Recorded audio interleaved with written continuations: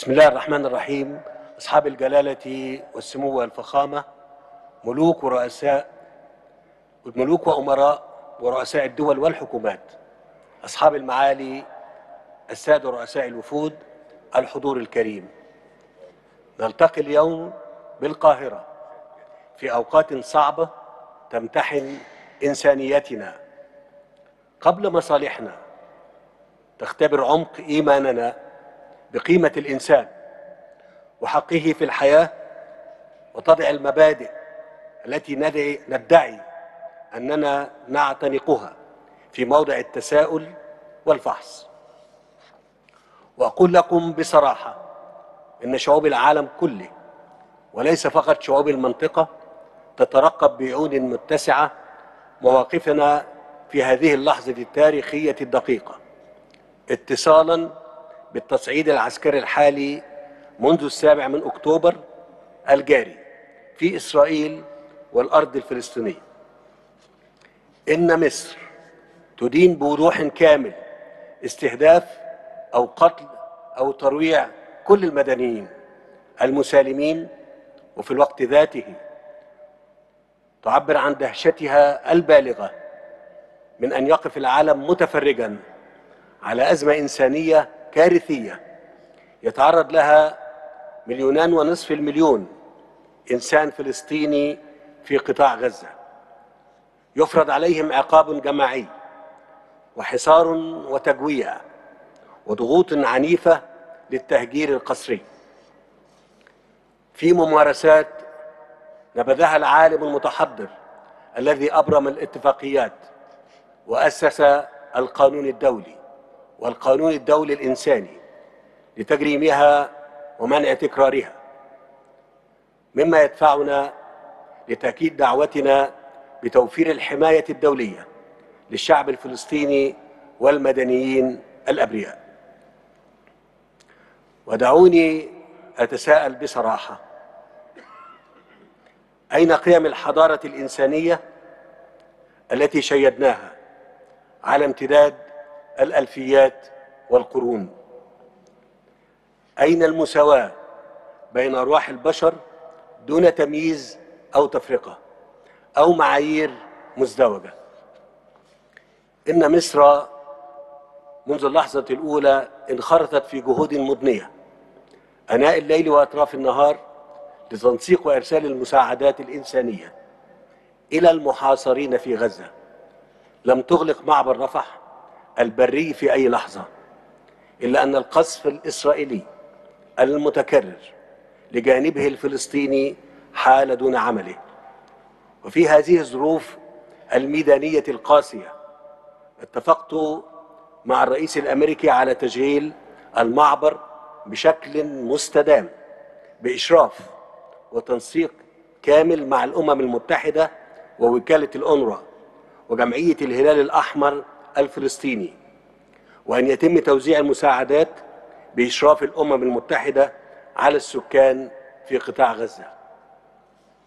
السادة الحضور، إن العالم لا يجب أن يقبل استخدام الضغط الإنساني للإجبار على التهجير، وقد أكدت مصر وتجدد التشديد على الرفض التام للتهجير القسري للفلسطينيين ونزوحهم إلى الأراضي المصرية في سيناء، إذ أن ذلك ليس إلا تصفية نهائية للقضية الفلسطينية وإنهاء لحلم الدولة الفلسطينية المستقلة، وإهداراً لكفاح الشعب الفلسطيني والشعوب العربية والإسلامية، بل وجميع الأحرار في العالم على مدار 75 عاماً هي عمر القضية الفلسطينية.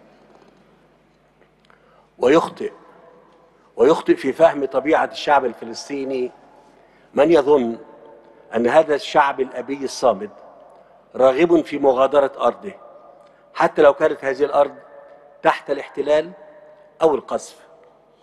كما أؤكد للعالم بوضوح ولسان مبين وبتعبير صادق عن إرادة وعزم جميع أبناء الشعب المصري فردا فردا إن تصفية القضية الفلسطينية دون حل عادل لن يحدث، وفي كل الأحوال لن يحدث أبدا على حساب مصر. سأكرر وأؤكد للعالم بوضوح ولسان مبين وبتعبير صادق عن إرادة جميع أبناء الشعب المصري فردا فردا إن تصفية القضية الفلسطينية دون حل عادل لن يحدث، وفي كل الأحوال لن يحدث على حساب مصر أبدا. الحضور الكريم، هل كتب على هذه المنطقة بأن تعيش في هذا الصراع للأبد؟ ألم يأن الوقت للتعامل مع جذر مشكلة الشرق الأوسط؟ ألم يأتي الحين لنبذ الأوهام السياسية بأن الوضع القائم قابل للاستمرار؟ وضع الإجراءات الأحادية والاستيطان وتدنيس المقدسات وخلع الفلسطينيين من بيوتهم وقراهم ومن القدس الشريف. إن مصر دفعت ثمنا هائلا من أجل السلام في هذه المنطقة. بادرت عندما كان صوت الحرب هو الأعلى، وحافظت عليه وحدها عندما كان صوت المزايدات الجوفاء هو الأوحد، وبقيت شامخة الرأس تقود منطقتها نحو التعايش السلمي القائم على العدل. واليوم تقول لكم مصر بكلمات ناصحة أمينة إن حل القضية الفلسطينية ليس التهجير، وليس إزاحة شعب بأكمله إلى مناطق أخرى، بل إن حلها الوحيد هو العدل بحصول الفلسطينيين على حقوقهم المشروعة في تقرير المصير والعيش بكرامة وأمان في دولة مستقلة على أرضهم مثل باقي شعوب الأرض. السادة الحضور، نحن أمام أزمة غير مسبوقة تتطلب الانتباه الكامل للحيلولة دون اتساع رقعة الصراع، بما يهدد استقرار المنطقة ويهدد السلم والأمن الدوليين. ولذلك فقد وجهت لكم الدعوة اليوم لنناقش معا ونعمل على التوصل إلى توافق محدد على خارطة طريق تستهدف إنهاء المأساة الإنسانية الحالية وإحياء مسار السلام من خلال عدة محاور.